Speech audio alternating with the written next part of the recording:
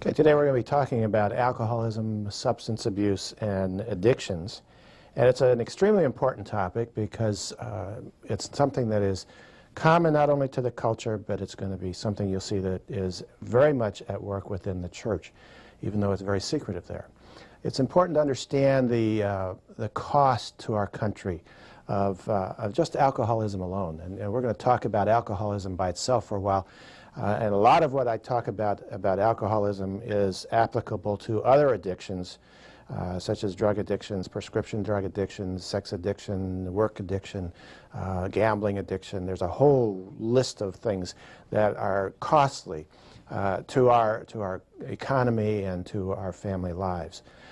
One of the ways to determine this or to describe this is to see that it basically costs over $170 billion a year, alcoholism does, in our economy. $170 billion a year.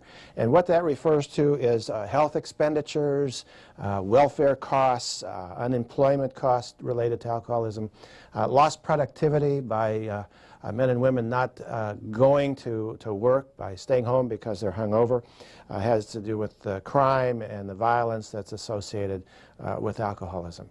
That's a huge cost in our economy, over 170 billion.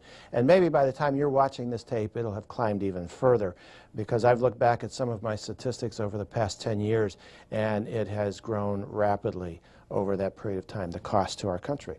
Now, other factors that alcoholism plays within our lives is the tremendous cost in terms of human lives. Among young people, it is the leading cause of death. And among adults, it's listed as the second most highest cause of death, second only to cancer.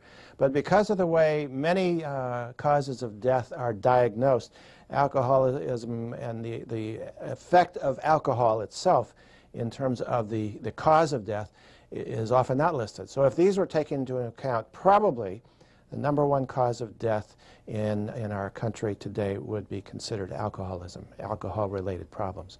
Now, what they do specify is that over 120,000 people a year die from alcoholism. That's more than twice as many people who died in Vietnam, men and women who died in Vietnam over a course of 9 years. And we're outraged many times as we look back at that period in our history and the cost in human lives. But there's very little outrage over the fact that within 1 year, twice as many people will die directly related to alcoholism and alcohol abuse. Some of the other problems that invade the family have to do with child abuse. Over 60% of cases of child abuse have alcohol connected to them. Most spousal abuse situations are directly related to alcohol abuse, one or both people drinking too much. 41% of assaults in arrests are alcohol is a factor in these. 39% of rapes, 64% of homicides, and 80% of suicides are connected to alcohol abuse, that the person drank excessively before taking their lives. These are some of the costs that we pay within our culture today because of alcohol and its abuse. Now, how many people does this affect? You say, well, it's not affecting me, or it doesn't affect my family. But the incident of alcohol abuse, chronic or serious alcohol abuse, is estimated at somewhere between 13 and 16% of our population at any given time will be struggling in some way with either alcoholism or alcohol abuse. That's a huge number, and that's what's known. It's interesting in looking at the statistics, it's about 18% of men and about 8% of women.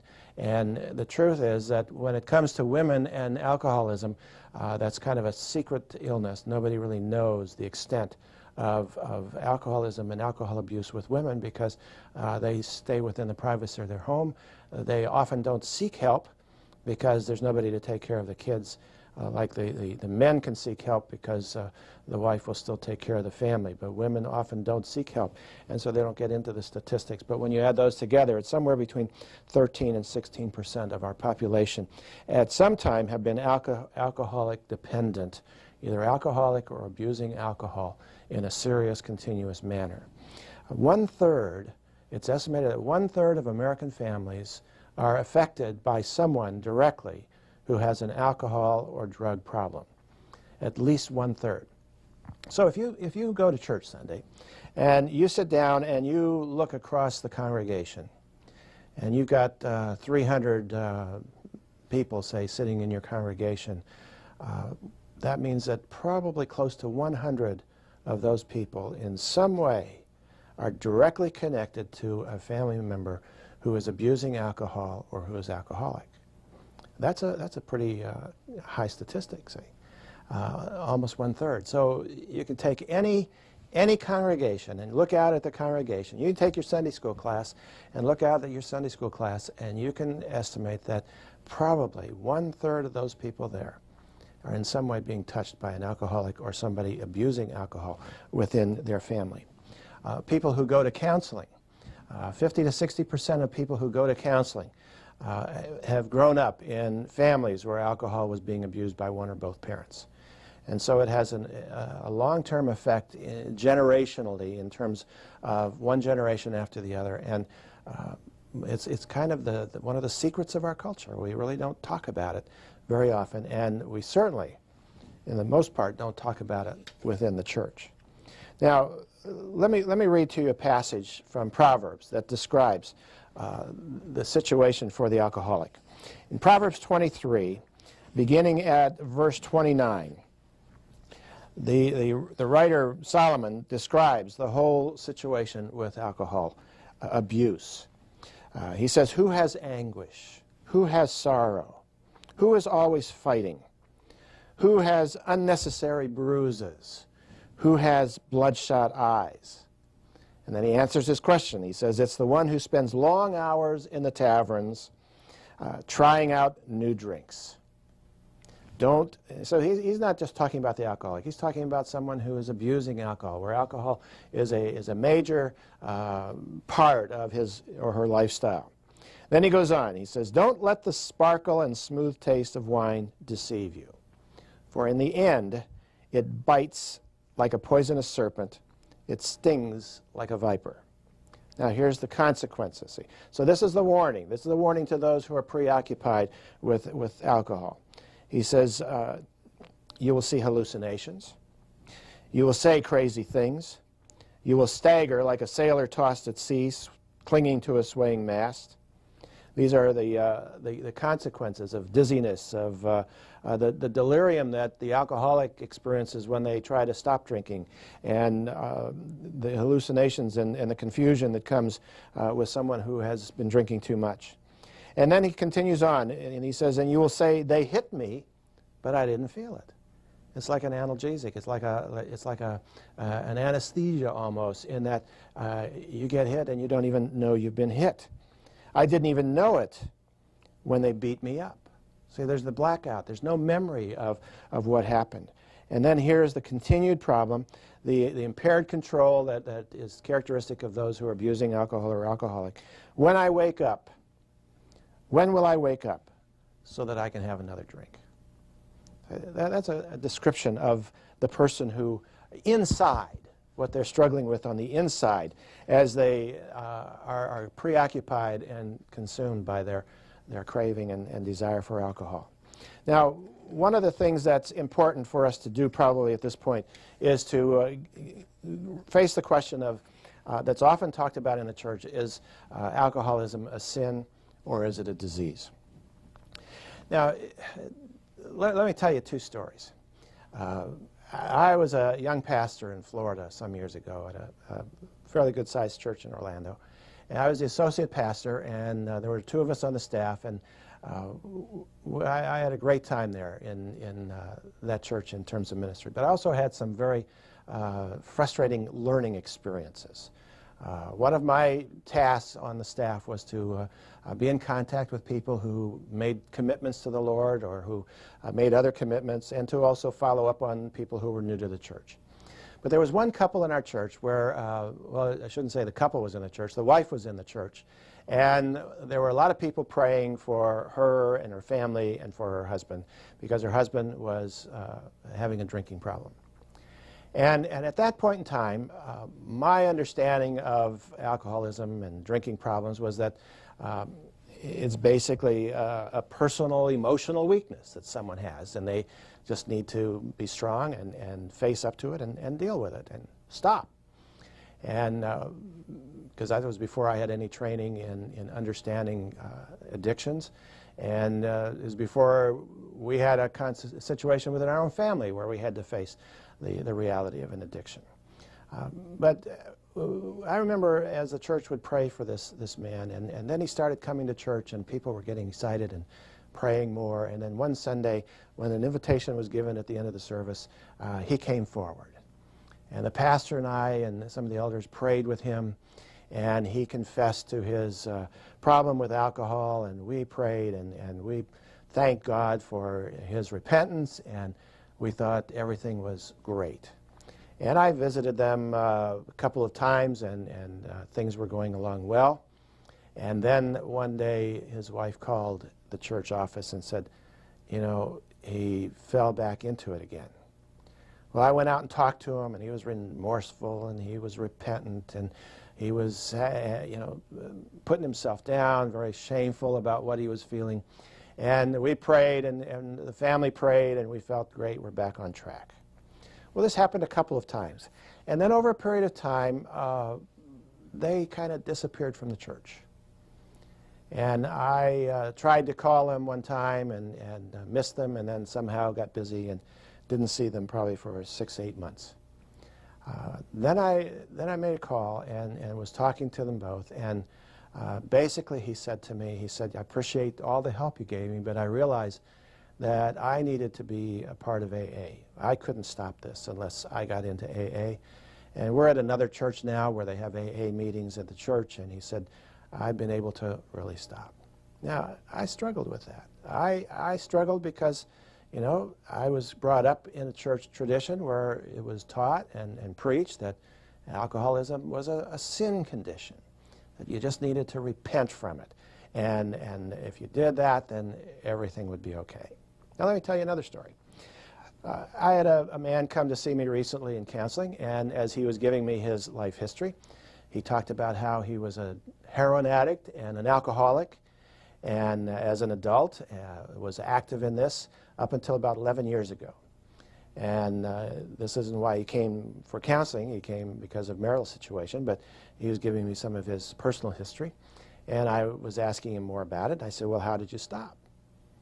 And he said, well, he said, I was in a church, and I responded to an invitation to give my life to Christ and went forward, and I thought, just like that man did back in Florida, you know, I thought to myself, and I was curious what happened. He said, well, we prayed at that altar for several hours. And he said, I was an incredible breakthrough, and God came into my life, and I became a believer, born again. And he said, I got up from that altar, and he said, the cravings and the desires and the withdrawal were completely gone. Didn't go through any withdrawal from heroin. And heroin's a very difficult drug to break free from. Only 1% of people who use heroin ever get clean and sober. And he said, I went home, I cleaned out all my drug paraphernalia and threw it out. He said, I had a pack of cigarettes on top of my dresser, and he said, I left them there and just looked at them, and a week later I threw them out, never touched them. And he said, that was 11 years ago, and I've never had a desire for any of that ever since. I thought, well, now how come that happened to him and it didn't happen to that guy in Florida? And see, that's where we get caught sometimes. We think, you know, we hear testimonies like that of this man, and it's an exciting and very real testimony of someone who was delivered instantly from drug abuse and alcohol addiction and never had a craving, never had a problem in the 11 years since then. And I gave thanks to God for that incredible healing and that miracle. And then I think back to the guy in Florida, and I think, well, why didn't that work with him, see? And I'm not sure I have an answer for that, except to say that basically alcoholism is both a sin and a disease. It's sinful because there is the giving over of control of my body to a chemical, to a substance that rules me. But the addictive process makes it into, for most people, a disease process that has to be dealt with in a different way. And for some reason, God chooses to deliver some, and for others, he chooses the path of deliverance to be a process of recovery. And I guess when I get to heaven, I'll ask him why that's true, because I certainly don't understand it, but I know that both situations take place. Now, if in a church all you want is that kind of a healing, there's going to be a lot of frustration.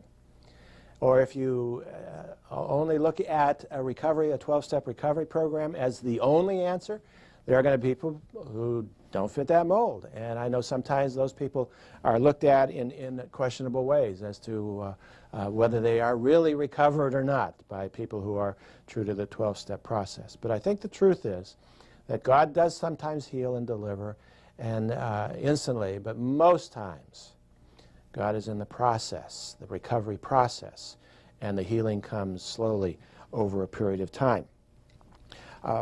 Let me talk a little bit about the disease process and the whole concept of alcoholism being a disease.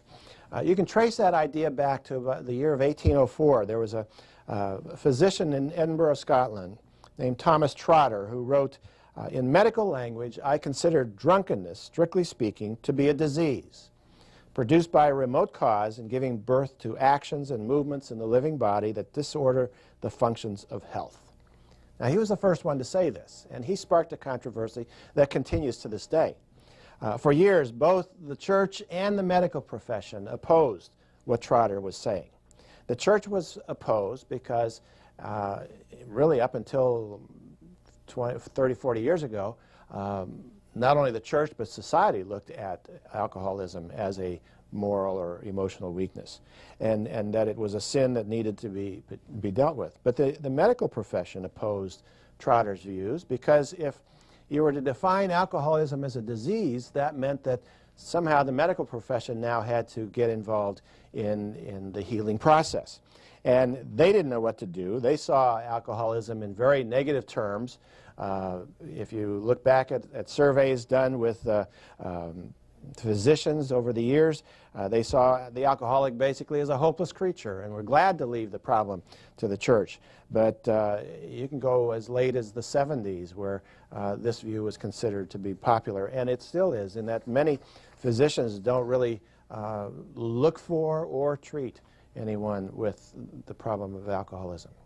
What I think is important to understand in this controversy about alcohol addiction or drug addiction as being a disease process is to look at it as a means of treatment.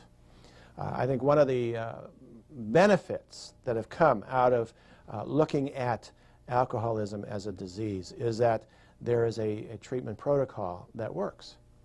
And if you have only the sin protocol, it works in some cases, but in many cases, most cases, it doesn't work. Because there are some other things going on that we're not even aware of that have to be dealt with, and have to be dealt with in a recovery process. And so if I can define alcoholism as a disease, then I can look at it as a progressive disease. In fact, let me read to you a definition of alcoholism that's now used in the medical profession, that it's a primary chronic disease with genetic, psychosocial, and environmental factors influencing its development and manifestation. That's a good definition. It goes on, it says the disease is often at least intermittently progressive and eventually fatal, and it is. It is characterized by continuous or periodic impaired control over drinking, or drug use, you could say too, a preoccupation with the drug alcohol, despite the adverse consequences, despite the distortions in thinking, and most notably the denial that the person is using to even admit to having a problem. So if you look at it that way, if we look at that definition, we see that the factors that influence the whole process of addiction alcohol addiction in particular, are genetic. There's a genetic predisposition to alcoholism that has been found in a number of studies, doing studies with identical twins who were split up at birth and raised in different environments, and they're basically correlational studies, so they're not the highest level of proof, but it's certainly a factor. One of the things that you do when you're looking for a problem with alcohol abuse within a person or within a family is to look at the family history. And often you will see that there is a predominance of people within the family tree that go back a generation or two or three who have struggled with alcohol abuse or alcoholism over the generations. It's psychosocial. There's a lot of pressure in our culture to drink, especially among youth, and it's almost a rite of passage in junior high, high school, and particularly in colleges, and the problems that have been highlighted in recent history in colleges of young men or young women dying from an overdose of alcohol. And it's environmental in the sense that we just don't talk about the problems, and we don't like to talk about the problems. All of these things come in to play in terms of a person's choice to continue in that process. Now, it's progressive. It doesn't start out at the beginning to where you can drink a lot and suddenly, or instantly, you're an alcoholic. Although some people will say that, for somebody who has a genetic predisposition, that first drink is the beginning of their alcoholism, and there's truth to that. But it's a progressive disease. I've talked with people who started drinking when they were children, and it was just something that was done in their family because their parents had problems with alcohol. And then as they got into junior high and high school, it became a predominant part of their life. They get into college, it becomes the main thing that they do in partying. And in young adulthood, the same kind of thing. And by the time they hit 35, 40 years of age, they're in the depths of a problem. Talked with a young man recently who was very successful, came from a very connected, high society kind of family where drinking was just the common thing to do. Every time Dad came home, 2, 3 martinis before dinner, wine at dinner, and fine wines and expensive wines, and this is how he grew up. And he went off to college, and that was part of the lifestyle. And now he's in a business, and he didn't think he had a real problem. His wife did. He didn't think he did, because he's comparing what he's doing with what he saw his mom and dad do, and that was the norm. That's the environment that then just kind of fed it. And one of the ways I treat people like that, I am not there to tell them, well, you're an alcoholic. I say, well, obviously you got a problem because your wife has a problem. And if your wife has a problem, you have a problem, at least with her. And I suggested he go to some speaker meetings, and I'll tell you a little bit more about that later, what those are. And he went to 2 of them and came in after the second one and said, I'm an alcoholic. And he did his self-diagnosing, and he had to change his patterns of behavior and realize that not only was he an alcoholic, probably his dad was an alcoholic, and his mom certainly abused alcohol, probably to keep up with his dad. So basically, that's the purpose of a disease model, is to be able to come to an ability to treat it. And the treatment, the most effective treatment, has to do with the 12 steps. Now, some years ago, Steve Arterburn and I were able to put together, we were the executive editors of the Life Recovery Bible. It's a Bible that's published by Tyndale in the New Living Translation and has done very well simply by word of mouth among the recovery community. And what our intention was in putting that Bible together was we wanted to bring the 12 steps and recovery back to the Bible, back to its biblical roots. I think if you can understand some of the roots of the 12 steps, it will help you to realize that this isn't something that the church or that you as a believer needs to be afraid of. It's something that is biblically based and that is sound in its principles emotionally, psychologically, and spiritually. When you go back to the beginning of the 12 steps, Dr. Bob and Bill W., Dr. Bob Smith and Bill Wilson, they went by Dr. Bob and Bill W., were the 2 men who started this process. And they were taking alcoholics, later stage alcoholics, into their home and trying to get them to clean up and sober up and change their lives. And they were working with Pastor Sam Shoemaker, coming up with a plan and with some program for helping these people. And they came up with the 12 steps. And they based the 12 steps on biblical resources, the book of Proverbs and the book of James in particular, but other resources. And when they wrote these, they basically put them in terms of biblical context. There was no higher power. It was God and it was Jesus. And they were very comfortable doing this, especially Dr. Bob was. And Dr. Bob was in Akron, and he was having meetings. He started having meetings, and they were using these steps, and his meetings were like Bible studies. And he made no bones about it. He was part of the Oxford movement then. He had been influenced by that. And he was very clear about who the higher power was, that it was Jesus Christ who brought deliverance. And he had very, very good success in working with men and women who were struggling with alcohol addiction. Bill W. wasn't quite as comfortable doing that in New York, and he was not integrating the Scripture as much, and his success rate was less. This is found in some books that were done by a man named Dick B. Dick Burns, who's a recovering alcoholic, who's done a lot of research in those original days and talked to family members and has a great picture of what really happened in those early days. But there came a point where the two men and their wives, who were both devout Christians, met together and made the decision to refer to a higher power so that the 12 steps would be more available to the broader population. It wasn't just limited then to those who were believers. But what happened then, and when they made that change, is that the church kind of let go of it. And it became somewhat of a secular movement, although there are a lot of people that I've met over the years who became believers through AA meetings because their sponsor was a Christian and who introduced them to their higher power, Jesus Christ. And then they continued that tradition in their own recovery process.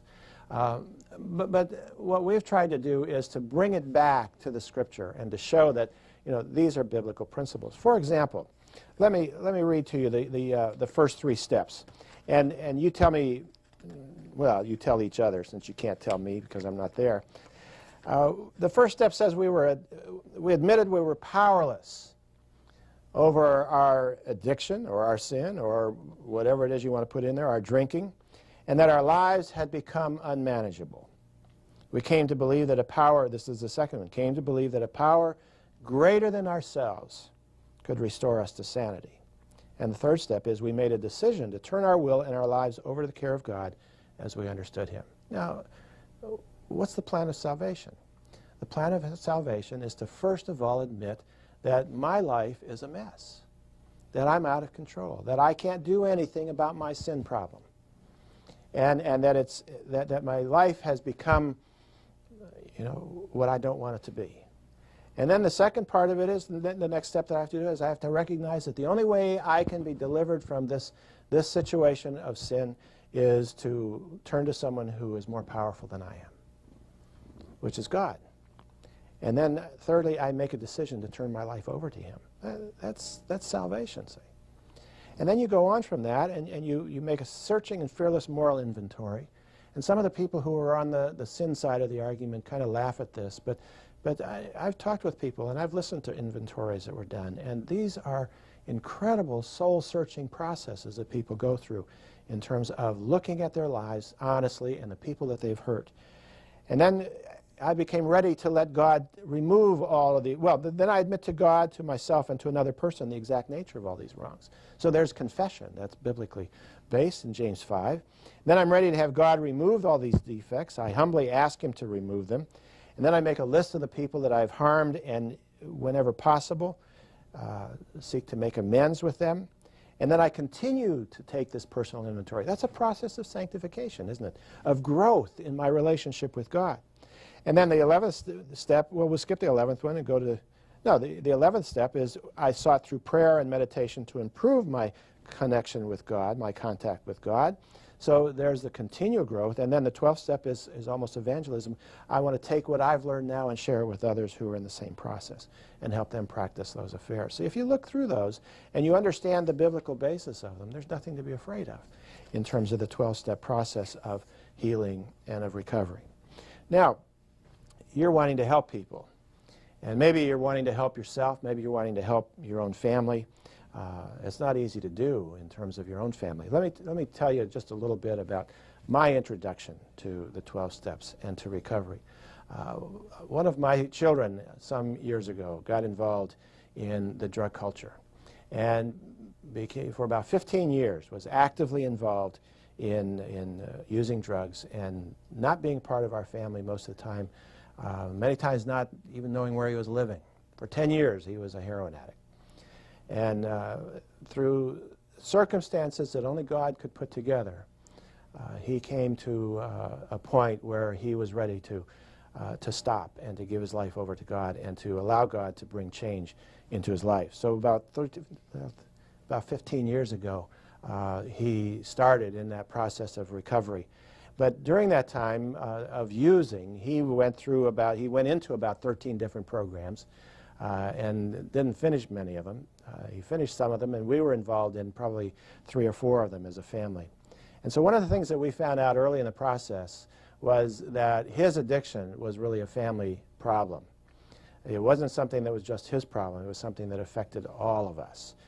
Because for a number of reasons. I mean, it's easy to see how things that he did in terms of stealing from his siblings and doing things like that deeply affected our family. And the attention that was required to try to get things turned around had an impact on our family. But it was also a causative factor in terms of what went on. One of the programs that we had to go to, we were in a group with not with our son, but with other addicts and alcoholics and other family members. And that was our first group. In the first meeting, we had to introduce ourselves and tell why we were there. And I said I was there because one of my kids had a drug problem. And this 20-year-old kid opposite me just about came off his chair and said, "Ha, ha, ha, that's what my dad said too when he came the first time."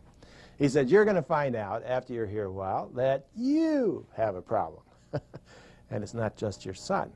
So, you know, that was quite an interesting introduction. He and I, this young man and I became friends. He was an alcoholic in recovery here's something that you need to understand about an alcoholic. They don't lose control, especially when they're 20 years old. And they can drink a lot of alcohol.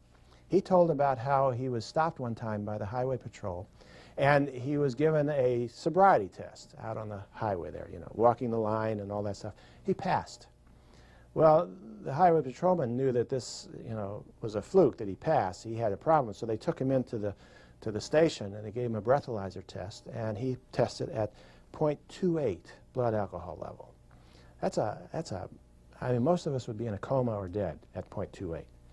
And he was telling me about how he could pass a sobriety test with his dad. He could drink all he wanted and go home, and his dad would give him the test. He could pass it, and so his dad didn't think he had a problem, and he had a major problem. Now, that's one of the characteristics of somebody who has a major problem with alcohol, is that they can consume a lot. I mean, you get your blood, see, the legal definition of intoxication in most states is 0.08. Some states still have 0.10, but 0.08, that's 8 parts per thousand in your blood is alcohol. Well, his was 28 parts per thousand in his blood alcohol. That's a lot of alcohol in his system. And most people can't do that. They either pass out, or they get deathly sick, or they go into a coma or die if they try to do it. And you've seen this in the news with young men and women who try to do that in their colleges. That's often admired when you're 20 years old, that you can hold your liquor, but that's a clear indicator that you have a problem with alcohol. See? And he did.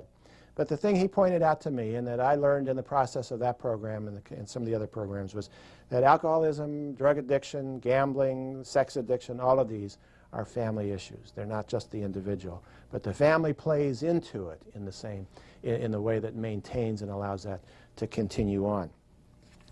Now, what are you going to do with these people? That's probably why you're watching this tape. You want to know, how do I help somebody like this? Do I wait for them to get to the place where they want help? Well, you know, unfortunately, some people die before they get to that point. They get involved in an accident, or they, you know, or their drinking has so damaged their body that they don't, you know, they can't come back from it. And so one of the programs that was developed was called an intervention. And there's several ways of doing an intervention, but they all have to in common the fact that people who love the person who has the problem come together and they talk about the ways that the person with the alcohol or drug problem has hurt them, has let them down. And usually these people who are meeting together with the problem person have met together and encouraged each other so that when they get in this meeting, they're of one mind and they have a strong sense of, you know, commitment to what's going to happen. And the point of it is we want you to get into treatment and we want you to go now. Now there's a newer version of the intervention that doesn't take as long for training. It takes maybe 2 sessions to train the people, and it's a little more loving confrontation. And then if the person doesn't respond, there's another step that they go to where they intensify the process. And then eventually, if nothing happens, they take them to that last stage where there's the confrontation and there's a consequence, and it's a very serious consequence. If you don't get into treatment, then this will happen. And usually that means if the boss is there, you lose your job, or if your wife says, you know, I will move out, or, you know, there will be serious consequences. And the idea is to get them into treatment before they get into serious trouble with the physical consequences of alcohol. The other part of it is that you have to look at the way that the family does an enabling role. I worked with a woman recently whose husband was on his 6th binge, a very successful businessman who would start drinking and then would end up doing nothing but drinking. He would drink 2 large bottles of wine a day, not the regular sized bottles, but the bigger ones. That's like 4 bottles of wine in a day. And he would do that, and then he couldn't stop. And that's the problem. Once you start drinking that much alcohol, you can't stop, because the physical consequences, that's when you can die, see. I learned this early in my career as a counselor. A young man I was working with who was an admitted alcoholic. I hadn't come for a couple of weeks to counseling, and I finally got him on the phone. And he asked me, he said, would you meet me at this treatment center, halfway house? And I said, yeah. And so I asked him why. He says, well, I want to make sure that I go in, so I'll meet you at such and such a time. And I was there. He comes driving up, driving normally, parks his car, gets out of his car, walking normally, no staggering, nothing like what we read there in Proverbs at this point. And I said to him as I'm walking with him over to the halfway house, I said, you know, why do you need to go in? He said, well, I've had nothing but alcohol for 6 days, he said, and I'm terrified to stop. And I learned then that, you know, that's when the problems come in. That's when the grand mal seizures, that's when the organs in the body will stop, is when you withdraw the alcohol from the system suddenly. And so there has to be some kind of a medical supervision of that. And so he went in and went through that withdrawal stage, and then went into the recovery process. And the recovery process is a healing of the effects of alcoholism or of drug addiction. And it's teaching me how to live differently so that my life now can become productive and I can stay clean and stay drug-free. If you're talking with someone, how do you find out that they have a problem? Well, there's a questionnaire that's used. It's called the CAGE questionnaire that's used, and it's very effective in at least helping someone to admit to the fact that they have an issue with alcohol. And there's 4 questions that you ask someone. So if you're meeting with somebody as a peer counselor, or if you're just meeting with a family that you know who's asked you to come over and help them, you ask these 4 questions of the person who is being pointed at as having the substance abuse problem. You say, the first question is, have you ever felt the need to cut down on your drinking or on your drug use, you know, pot smoking or whatever it is that they're dealing with? Have you ever felt the need to cut down? That's the C. The second question is, have you ever felt annoyed? That's the A. Annoyed by criticism of your drinking or your drug use? You ever felt annoyed by that? Third question, have you ever had guilty feelings about how much you drink or how much you use? And the fourth one is, have you ever taken a morning eye opener? That's the E, the eye opener. So you look at the cutting down, annoyed, guilty, and the eye opener. This woman that I was working with, whose husband had drank that much, he would start drinking, when he first started out, he wouldn't drink before 5 o'clock. But very quickly, this was the 6th time that he'd gone into treatment, and she finally was able to get him into treatment again. And hopefully this time will last, you know. And that sounds discouraging, I know, but in talking with people who work in these treatment centers, who see people come back several times, they say they never come back the same. They always come back a little more in moving towards health and wholeness. So sometimes it takes a while, but you know, he would then start drinking earlier in the day, and within a couple of weeks, he was having an eye opener the minute he got up. And you know, there's all kinds of reasons why the alcoholic will say they're drinking, or the addict will say they're using, and his was, you know, I'm anxious, the pressures of business, and I just need this to calm me down. And once he had that first one, it was gone. And she had to learn how to buy out of her part of his problem, because she was part of his problem. She would buy the wine for him. She would cook the meals for him to try to keep him healthy. And she had to stop doing that. And she actually had to leave the house for a period of time, to where he finally said, okay, I'll go to the treatment program. And he got himself in the treatment, went through the medical detox, and was able then to get his life back on track. At this time, she is so frustrated and hurt by what he's done that she has some very clear parameters of what his behavior has to be in terms of recovery, of staying in the process, rather than thinking that he can handle it on his own. So what I will do is I will ask people these 4 questions, the cage questions, and then if they say yes to several of them, you know, I say, well, you know, obviously you have a problem with alcohol. And I'm not there to say you're an alcoholic. I say, obviously you have a problem. And the other way, you know, is just say your spouse obviously has a problem with what you're doing. And whether that's because of some of their own sensitivity from how they grew up or not doesn't matter. That's creating problems for you. So let's get to a speaker meeting. Now, what's a speaker meeting? I just called several of the treatment programs in our area recently to help someone find out where all the speaker meetings are. So one of the things you can do is to call the hospitals that treat addictions and alcoholism and say, when do you have a speaker meeting that's open to the public?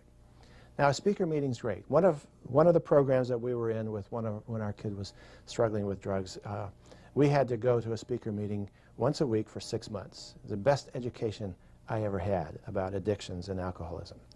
And we had to sit there, and we heard, I would say 95% of the meetings were just incredible. There were a few where it was kind of, you know, the speaker wasn't that good, but most of them are really excellent speakers.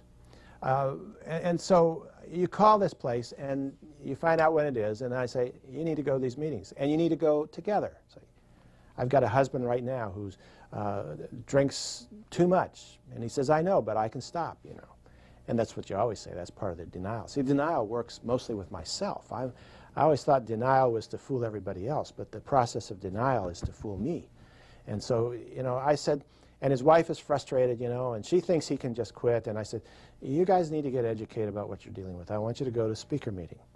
And I said, you go to the speaker meeting, you come in, you sit down, and you listen to somebody talk for an hour or so, and you get up and you leave, and nobody speaks to you. You don't have to stand up and say, hi, I'm Tom. I think I'm an alcoholic. That's why. You don't have to do any of that stuff. You just go and you sit.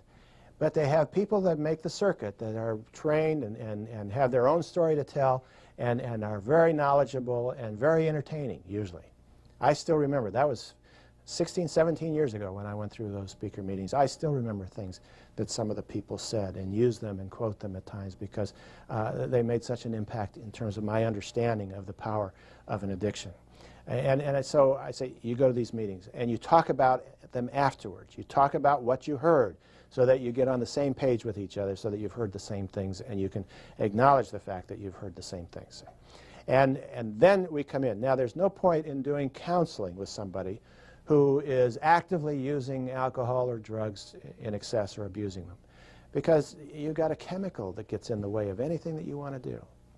And so first of all, when you're going to be in a helping profession or as a peer counselor, you've got to get that stuff out of the way.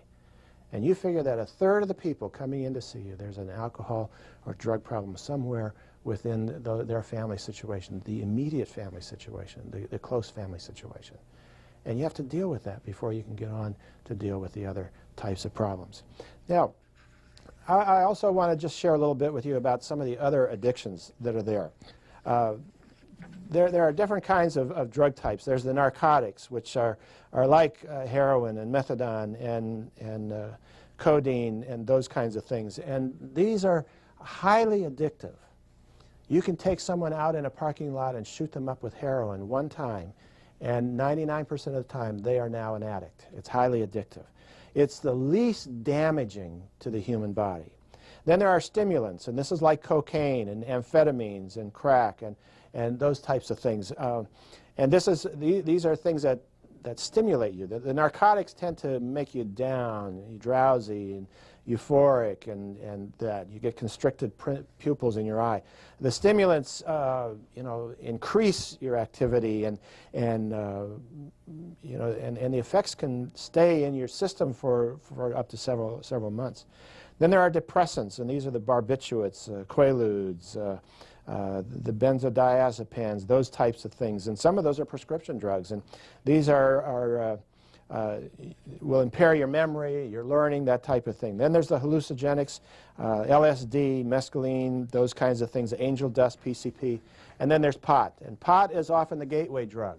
And when kids talk about how it's harmless, and when the society says let's legalize it, basically you're saying, right now you could say the legal gateway is smoking, cigarettes, and that leads often then into marijuana, and then that often leads into more, not all the time obviously. But pot becomes the gateway drug, and its use is very similar then to what alcohol does. And then there are inhalants that you can use, that people still use, and those types of things. And then there's alcohol. Alcohol is the most destructive to the body, physically, in terms of what it does to the body. And you get into some of those other drugs like heroin and those kinds of things, and they're not physically destructive, but they're more highly addictive. Then you get into other things. Let me talk just for a minute before we finish that we get into things like sexual addiction. And this is a growing, incredible, almost a booming kind of a problem, if you can say it that way. With the internet and pornography on the internet, it's accessible now to anybody who wants to get into it. And it's seductive, it hooks you in. And I have worked with people I've worked with pastors who have gotten involved in pornography on the internet, who have not only lost their ministry and their churches, they've lost their families because they would not let it go, would not give it up. And it wreaks havoc within families. And it's readily available. Gambling is another growing problem within our culture, with the lotteries that are in most of the states now, with the offshore gambling in the rivers and Indian reservations, and the accessibility. You don't have to just go now to Atlantic City or to Las Vegas. You can go all kinds of places. And people get sucked into that. Again, it's an addiction. And all of these are things that take control of me, to where I lose control of what it is that I want to do, what I want to be. The Holy Spirit loses control in my life because these things now have taken over control of me. And they're not something that I just stop and never do again, although sometimes that happens. And sometimes it happens and there's healing, and sometimes it happens and it's like what they call white knuckling it. You're not in recovery, you're just kind of gritting your teeth so you don't go back into it. And that's not a healing process. That's where then the 12-step process becomes a part of healing. Celebrate recovery. One of the movements within the church is so wonderful in that it makes it a place where people can come and celebrate the recovery from these kind of problems. I was in a church in Minnesota recently and spoke at their Celebrate Recovery and sat in on their meeting, and it was just incredible to listen to the stories and the honesty of these men as they shared their struggles, but also some of them sharing their victories as they get into this process of turning it over to God, and then daily allowing God to work in their lives to bring about healing for for the problem. See, the world wants to press us into its mold. It wants us to get caught up in all of this kind of stuff that they glamorize. It's glamorized in Hollywood. It's glamorized on TV. All of these things, you know, and what it does is it kind of normalizes us. And when Paul says, don't let the world squeeze you into its mold, and he says, instead, be transformed by the renewing of your mind, it means we've got to shift gears in terms of where we're going. And I found that people who get into a 12-step process and get into that with one that acknowledges Jesus Christ as the higher power, they find that, boy, they're on the right track now. And as they stay in that process, as they build relationships, as they get people to be accountable to, there is healing, there is wholeness, families are restored, and God does some beautiful things. So there's hope. But you need to be aware, you need to be educated. You go to some speaker meetings and listen and learn so that you can be better equipped as a helper. God bless you in that process.